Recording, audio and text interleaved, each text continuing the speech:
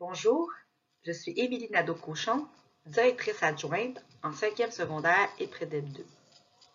J'aurai la chance cette année d'accompagner votre enfant ou vos enfants dans leur dernière année de leur parcours scolaire à la Cité des Jeunes. Cette capsule d'information se veut en quelque sorte la rencontre de parents que nous avions l'habitude de tenir en début d'année. Si vous avez des questions à la fin de cette dernière, mes informations pour me joindre se retrouvent plus tard dans la présentation.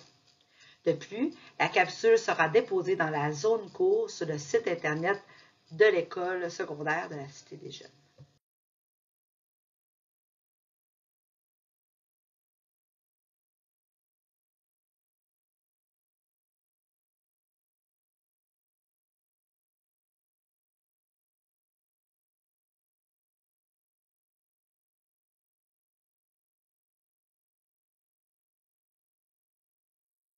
Donc, les informations pour nous joindre. Je suis Émilie Nadeau, directrice adjointe. Vous pouvez me joindre par courriel, donc vous le voyez ci-dessous. Si vous souhaitez nous téléphoner au secrétariat, Madame Marie-France Gingras pourra prendre votre appel ainsi que prendre le message pour moi. Donc, vous pouvez la joindre au 514-477-7007 au poste 6025. Pour répondre au courriel, nous donnons un délai raisonnable de 24 heures et pour répondre aux appels téléphoniques, il s'agira d'un délai de 24 à 48 heures. Toutefois, nous avons l'habitude de le faire plus rapidement. Si vous souhaitez me rencontrer en personne, idéalement et même obligatoirement, vous devez prendre rendez-vous à moins d'une urgence. Donc, vous prenez rendez-vous auprès de Mme Gingras, la secrétaire, par téléphone, puis elle vous donnera rendez-vous sur semaine entre 9 h et 16 h. Afin de nous assurer d'un bon suivi de votre enfant, de valider aussi sa motivation scolaire, nous vous demanderons votre aide pour le suivi des absences de votre enfant.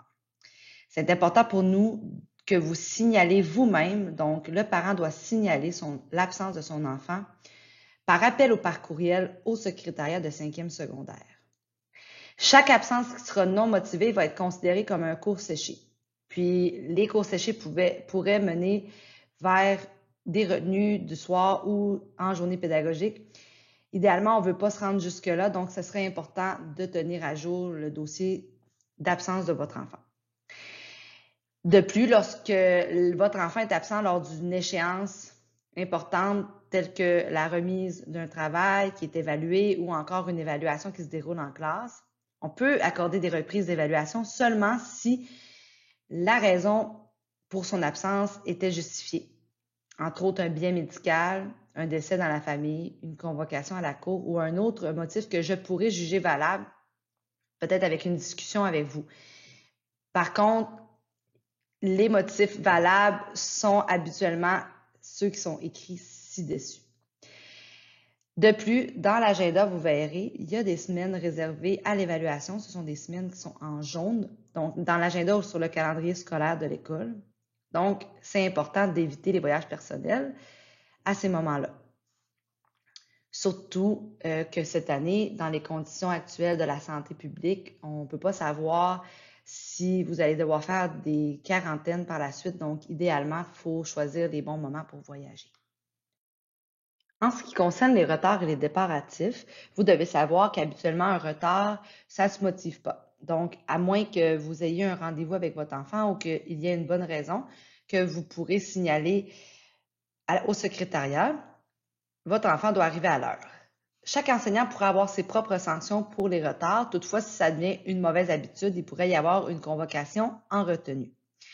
Les retenues du soir se passent les mardis et mercredis de 16h25 à 17h50.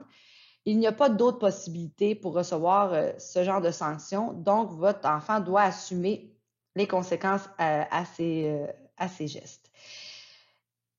Par la suite, votre enfant peut quitter l'école par le transport parascolaire. Donc, après une retenue, le transport est disponible. De plus, il y a aussi des soirs de reprise d'évaluation. C'est au moment déterminé par l'enseignant, mais ça se déroulera entre autres les mardis et mercredis soirs de 16h25 à 17h50 à la cafétéria du 3e étage du centre culturel. Même chose que les retenues. et votre enfant aura droit également au transport parascolaire. Alors, vous n'êtes pas sans savoir que dans une école secondaire et à la Cité des Jeunes, on a un code de vie que vous pourrez retrouver à la page, des pages 4 à 10 dans l'agenda. Je vais rencontrer les élèves de 5e secondaire sous peu lors d'une tournée de classe et je vais leur annoncer qu'en étant les finissants de la Cité des Jeunes, ils sont aussi les modèles pour tous les élèves, donc ils doivent se comporter d'une manière impeccable. Bien sûr, on va tolérer certaines choses, mais de règle générale, le code de vie est appliqué pour tous et par tous. Donc, d'abord, le respect. Très important, les élèves doivent respecter tous les adultes de l'école et doivent s'identifier si un adulte le demande, même si ce n'est pas un intervenant qui a l'habitude de travailler avec lui. Pour ce qui est de l'uniforme scolaire, il y a quelques changements cette année, mais règle générale, votre enfant doit porter en tout temps son chandail, son polo de l'école ou sa veste de l'école sur le campus comme à l'intérieur. Donc, il ne peut pas arriver vêtu de son chandail civil et se changer à son casier. Ils doivent être déjà habillés vêtus de leur uniforme. Il y a quelques changements. Les leggings sont maintenant autorisés et les jeans déchirés peuvent être permis, sauf si on voit la peau derrière la déchirure. Donc, derrière, il doit y avoir une patch ou quelque chose qui cache la peau. Pour ce qui est des appareils électroniques, nous avons dans le code de vie une règle claire qu'aucun appareil électronique n'est toléré dans l'école et cela implique donc les cellulaires, la musique sur les appareils électroniques. Les montres intelligentes peuvent être également interdites en classe. On parle surtout au moment des examens. Et les fameux écouteurs ou pods ne sont pas permis également dans l'école. Enfin, pour ce qui est du tabac et du vapotage, si votre enfant a cette malheureuse habitude, il devra le faire en dehors du campus car il est interdit de fumer sur le campus de la Cité des Jeunes.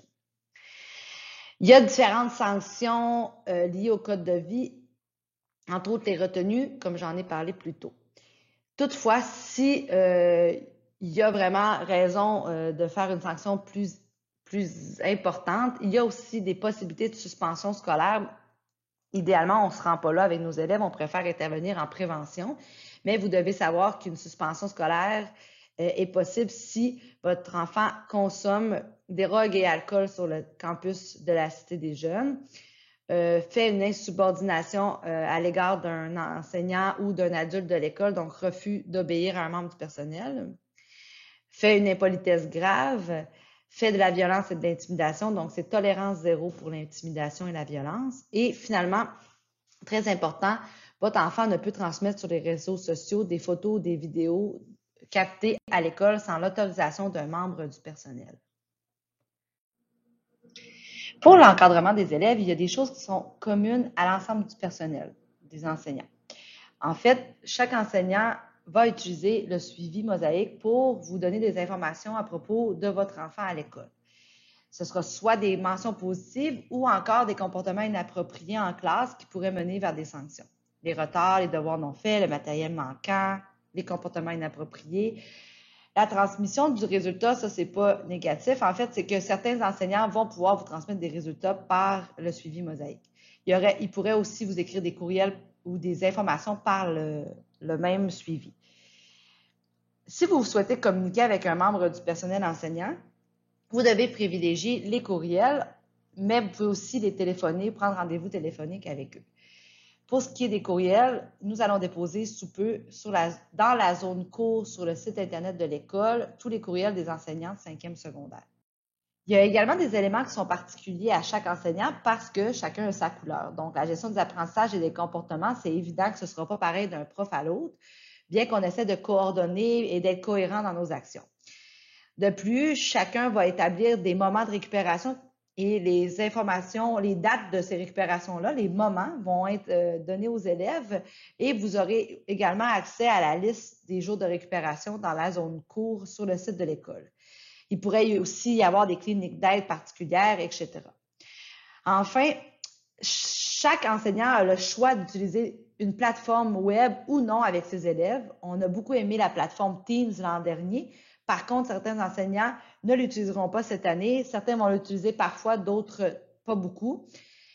Donc, c'est à chaque enseignant d'établir avec ses élèves son utilisation de Teams. Ce que je dois vous dire, c'est que les élèves ont rapidement utilisé cette plateforme l'an dernier pour entrer en clavardage, en conversation avec leur enseignant. Puis c'est pas toujours très habile. Parfois, les élèves s'attendaient à avoir des réponses expresses de la part de leur enseignant alors qu'on sait qu'ils sont en train d'enseigner dans le jour. Donc, c'est simplement de rappeler à votre enfant qu'un enseignant a un horaire de travail standard, donc travaille de 8h30 à peu près jusqu'à 4h30. Et s'il souhaite répondre le soir, la fin de semaine, ça lui appartient, mais il ne faut pas insister pour qu'il réponde à ces moments-là parce que chacun a droit à sa pause d'enseignement, à sa pause d'école. On vous souhaite la même chose pour vos enfants.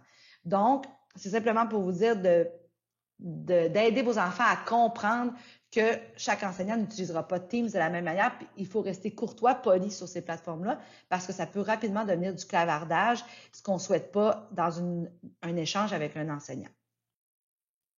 En ce qui concerne l'équilibre études, travail et loisirs, eh bien, c'est sûr, chaque élève doit prévoir du temps le soir pour faire des devoirs ou de l'étude à la maison. Évidemment, certaines matières vont demander un peu plus de temps que d'autres.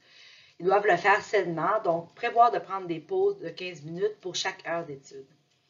On le sait, en 5e secondaire, les élèves, vos enfants, vont avoir des travails étudiants. On est conscient de ça, les enseignants aussi sont conscients. Par contre, on a besoin de votre collaboration pour nous accompagner et accompagner vos enfants dans la gestion de ces heures de travail étudiant-là. Donc, nous, on suggère environ 10 à 15 heures de travail maximum par semaine. Évidemment, il faudrait que l'élève évite de travailler plus d'un soir, surtout après 21 heures. Ensuite, on aimerait que les élèves favorisent un emploi qui offre une flexibilité au niveau des disponibilités, donc au niveau de l'horaire. Enfin, le travail ne sera pas pour nous un motif valable pour être absent à une retenue ou une reprise d'évaluation ou à une convocation en journée pédagogique. On aimerait que nos élèves aussi participent à des loisirs parce que c'est important de faire d'autres choses que de l'école et du travail. Donc, quelques heures de loisirs peuvent être bénéfiques. Cette année, nous allons offrir des activités parascolaires à l'école tout en suivant les consignes données par la santé et la sécurité. Donc, pour l'instant, puisque ça va bien, les activités parascolaires vont reprendre, mais si la consigne inverse de refermer les activités parascolaires arrive, nous allons devoir écouter la santé et la sécurité, c'est évident. Sachez que dans le contexte actuel, vos enfants pourront participer à 2 activités parascolaires ou 2 comités ou 2 activités dans la journée en plus de leur bulle classe, donc 3 bulles classe maximales. Enfin, les activités, ce n'est pas un motif pour être absent à une retenue, une reprise d'évaluation ou une convocation à une journée pédagogique. Pour ce qui est du cheminement scolaire des élèves en 5e secondaire, depuis l'an dernier, on vous explique un peu, on explique aux élèves qu'est-ce que ça prend pour obtenir le diplôme d'études secondaires. Donc, cette année, ils devront réussir français-anglais et un des 2 cours suivants, donc éthique et culture religieuse ou éducation physique et à la santé. De plus, nous allons considérer, en fait, le ministère de l'Éducation demande la réussite des mathématiques de 4e secondaire, des sciences et technologies ou applications technologiques et scientifiques de 4e secondaire, l'histoire de 4e secondaire et un art de 4e secondaire. Également, ça prend une réussite globale de 20 unités de 5e secondaire et un total d'au moins 54 unités de 4e et 5e secondaire. J'ai expliqué lors de ma tournée des classes aux élèves que les cours de base ne donnent pas 20 unités complètement. Donc, ils doivent réussir des cours à option ou des cours obligatoires à leur horaire comme monde contemporain. Après la 5e année du secondaire, différents choix s'offrent à vos enfants. Donc, ils pourraient choisir d'aller faire des études collégiales qui pourraient mener d'abord à l'université parce que ce serait un cégep préuniversitaire. Ils pourraient également aller au cégep dans un programme technique et finir soit au marché du travail ou à l'université. Votre enfant pourrait choisir également de faire un diplôme d'études professionnelles pour aller sur le marché du travail, mais ce diplôme d'études professionnelles n'empêche pas également d'aller au cégep. Finalement, il pourrait choisir d'aller directement sur le marché du travail sans que cela ne l'empêche un jour de revenir vers le cégep ou vers le DEP. D'ailleurs, je veux vous mentionner que si votre enfant ne finit pas ou ne réussit pas des cours cette année pour l'obtention de son diplôme d'études secondaires, il devra aller terminer ses cours, s'il le veut, aux adultes. Enfin, vos enfants recevront davantage d'informations au sujet des différentes dates d'inscription ou au sujet des chemins à suivre ou des consignes précises en lien avec l'inscription dans une capsule d'information animée par la conseillère en orientation, Madame Julie Plante. L'admission au cégep.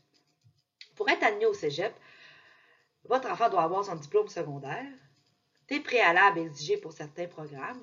Si votre enfant ne connaît pas ces préalables, il peut rencontrer la conseillère en orientation associée à notre niveau. Aussi, les cégeps étudient les dossiers. Donc, ils vont étudier les notes de 4e et 5e secondaire. Ils vont regarder le calcul de l'écart à la moyenne, les matières choisies.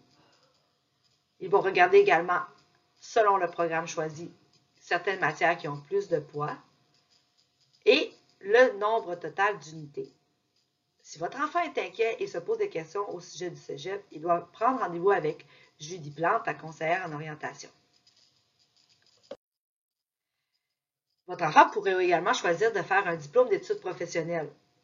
Ici, à la commission scolaire, nous avons le centre de formation professionnelle Paul Géret-Lajoie, mais il s'offre plus de 400 DEP partout au Québec. Ce diplôme-là est constitué d'un programme d'études conduisant à une profession qui fait appel à des connaissances théoriques et des habiletés gestuelles. Il y a 4 possibilités pour être admis. Ça pourrait prendre le diplôme d'études secondaires ou avoir 16 ans au 1er juillet, plus les mathématiques, le français, l'anglais de 3e ou 4e secondaire, ça dépend du DEP. L'élève pourrait également avoir une équivalence d'un 5e secondaire à l'éducation des adultes ou 18 ans et faire un test de développement général réussi. Toutes ces possibilités-là peuvent être étudiées avec la conseillère en orientation. Puis, certains programmes pourraient exiger des préalables spécifiques. Voici les DEP offerts à notre commission scolaire. Lorsqu'on arrive en 5e secondaire, c'est certain, on a hâte aux activités définissantes parce que ça souligne la fin d'un grand parcours scolaire. Donc, c'est important de célébrer ensemble. Donc, cette année, après avoir pris des photos définissants, on va produire un album. Puis, il y aura, c'est certain, une journée définissant où on va célébrer à l'école nos élèves et remettre le diplôme. Par la suite, si la santé publique, à ce moment-là, nous le permet, il y aura un bal définissant. Tous les détails pour les activités vont vous être donnés par la suite et je vous informe que les frais pour ces activités vont être chargés sur la facture en ligne, mais on vous avisera à l'avance. Si vos enfants ne participent pas aux activités, évidemment, elles ne vous seront pas facturées. Enfin, la présentation du personnel. Donc, je ne nommerai pas les 27 enseignants de 5e secondaire qui accompagneront vos enfants cette année, mais on a une belle équipe d'enseignants qui prennent soin des apprentissages de vos enfants et qui vont les amener vers la réussite. Cette liste d'enseignants va être sur la zone cours avec leur courriel, donc vous allez pouvoir les contacter. Donc, je l'ai nommé plus tôt, notre secrétaire est Mme Marie-France Gingras. On a une enseignante orthopédagogue qui travaille avec nous, Frédéric Prairie-Caron, un technicien en travail social, Guillaume Guérin, une technicienne en éducation spécialisée, Julie Leroux, une psychoéducatrice, Geneviève Fournier. Et nous avons une équipe de 3 conseillères en orientation, mais une est davantage ciblée pour la 5e secondaire, c'est Julie Plante. Eh bien, c'est comme ça que se termine la capsule d'information commentée de 5e secondaire. Je vous remercie d'avoir été à l'écoute jusqu'au bout. Vous n'hésitez pas, si vous avez des questions, à me contacter. Vous aviez mon courriel en début de présentation. Vous pouvez également contacter Mme Gingras, la secrétaire. Si vous êtes rendu jusqu'ici, c'est que vous avez à cœur la réussite de votre enfant et sachez que j'ai aussi à cœur la réussite de nos finissants de la Cité des Jeunes. Bien sûr, le contexte est très différent cette année, mais sachez que je vais accompagner jusqu'au bout les élèves, quoi qu'il en soit. Donc, on se souhaite une année scolaire, s'il vous plaît, en réel et non en virtuel. Mais dans le cas échéant, bien sûr, on prendra soin de diplômer nos élèves et de les amener le plus loin possible vers où ils le veulent bien. Donc, je vous remercie et à une prochaine fois.